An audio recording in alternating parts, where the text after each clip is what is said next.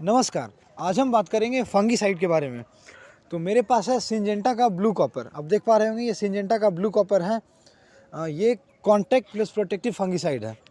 अब इसके कंपोजिशन के बारे में बात करें तो ये कॉपर ऑक्सीक्लोराइड 50% WP फॉर्म में होता है, मतलब पाउडर फॉर्म में है, जो कि एक वाटर सॉल्युबल होता है, उसको कहते हैं WP। तो फिर से ध्यान दें, कंपोजिशन कॉपर ऑक्सीक्लोराइड 50%। तो अब बात करें ये कैसे काम करता है, इसका क्या मोड ऑफ एक्शन है। तो ये कॉन्टैक्ट फंगीसाइड के साथ साथ ये प्रोटेक्टिव प्लस बैक्टीरिया साइड भी है, मतलब जो बैक्टीरियल डिजीज़ को कंट्रोल करता है। और कॉन्टैक्ट फंगीसाइड मतलब जो ऊपरी भाग से काम करना शुरू करे। एक होता है सिस्टेमिक फंगीसाइड, मतलब हम स्प्रे कर रहे हैं तो तना में जाके लीफ के थ्रू वो काम करता है, तो उसको कहते हैं सिस्टेमिक फंगीसाइड। और कॉन्टैक्ट फंगीसाइड क्या है, हम स्प्रे कर रहे हैं जो ऊपरी भाग से, मतलब मान लीजिए पत्ती पे छिड़के तो ऊपर से जो काम करना स्टार्ट करे और जल्दी स्टार्ट करे, उसको बोलते हैं कॉन्टैक्ट फंगीसाइड। तो ये कॉन्टैक्ट फंगीसाइड है। अब बात करें कि ये कौन कौन से बीमारी को कंट्रोल करता है। तो ये leaf spot, early blight, late blight, leaf fall, ये सबको ये कंट्रोल करता है। जिसको हम अगेती झुलसा बोलते हैं अर्ली ब्लाइट को, पीछेती झुलसा बोलते हैं लेट ब्लाइट को। और पत्तियां को झड़ना, जो पत्तियां झड़ने की बीमारी आ जाती है, वो भी क्यों होता है, फंगस के कारण होता है। फंगस जो अटैक करता है उसके कारण होता है, तो उसे ये बचाता है। और आप पत्तियां पे ध्यान से गौर करते होंगे कि जो दाना दाना ब्लैक कलर का स्पॉट आ जाता है, जिसको हम लीफ स्पॉट बोलते हैं, उससे ये छुटकारा दिलाता है। तो अब तो ये देख लिए कौन कौन सी बीमारी कंट्रोल करता है। अब ये देखना है इसका इस्तेमाल हम कहाँ करेंगे। तो मुख्यतः इसका इस्तेमाल हम सभी साग सब्जी में कर सकते हैं, फल में भी कर सकते हैं, जैसे सेब, संतरा, ये सब फल में भी हम यूज़ करेंगे। और ये फूल गोभी, टमाटर, बैंगन, मिर्च, ये सब में हम इसका इस्तेमाल करेंगे। मुख्यतः इसका इस्तेमाल पपीता में होता है। पपीता की खेती करने में ये एक मेन रोल अदा करता है।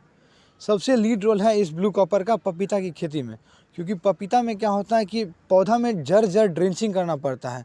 ड्रेंचिंग मतलब जड़ जड़ जो दवाई का घोल हम बनाए हैं, जड़ जड़ 100 ml या 125 ml हम हर एक पौधा के जड़ में डालें। तो इससे क्या होता है, जो जड़ में फंगस अटैक करता है, जड़ गलन की समस्या जो आ जाती है, जड़ सड़न की जो समस्या आ जाती है, उससे बचाता है।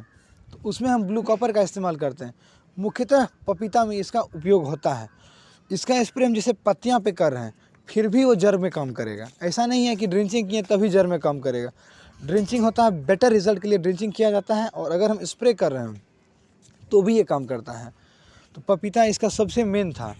और अगर इसके डोज के बारे में बात करें तो इसका डोज है 3 ग्राम प्रति लीटर। तो अप्रॉक्सीमेटली वो जो दवाई का टैंक होता है 15 लीटर वाला स्प्रे करने वाला, उस टैंक में 45 से 50 ग्राम दे के तब हम मिला के तब स्प्रे करेंगे। और एक ध्यान रखने वाली बात यह है कि हम इसका प्रयोग NPK के साथ नहीं करेंगे, क्योंकि NPK में क्या होता है, नाइट्रोजन, फॉस्फोरस और पोटेशियम तीनों मिल के बना होता है NPK। तो उसके साथ हमको इसका स्प्रे नहीं करना है।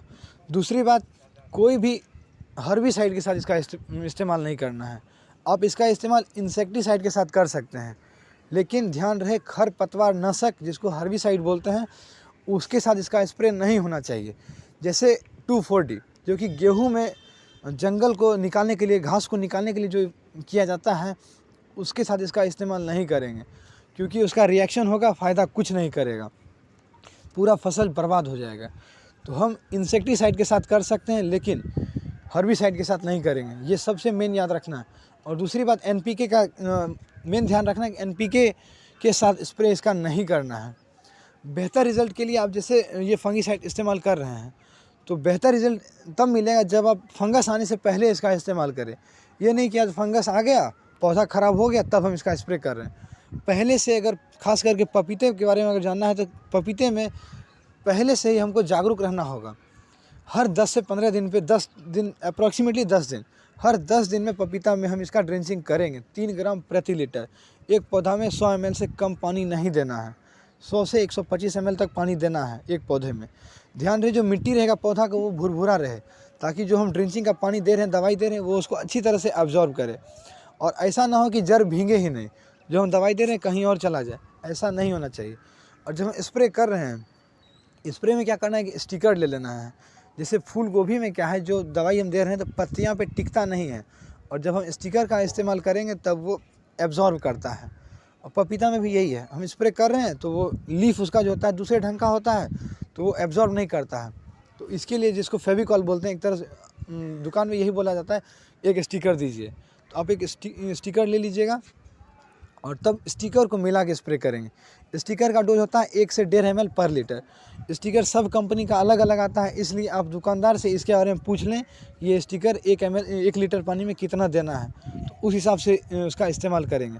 और टमाटर में तो स्टिकर का कोई खास ज़रूरत है नहीं, और बैगन में भी इसका ज़रूरत नहीं है।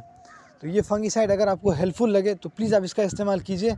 मेरे समझ से, मेरा जो खेत में खेती होता है उसके हिसाब से हम आपको बता रहे हैं कि ये ब्लू कॉपर कैसे काम करता है।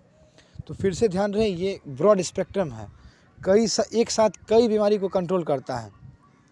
तो अगर आपको ये वीडियो हेल्पफुल लगे तो प्लीज़ इस वीडियो को लाइक कर दीजिए और हमारे इस चैनल खेती घर को सब्सक्राइब ज़रूर करें। धन्यवाद।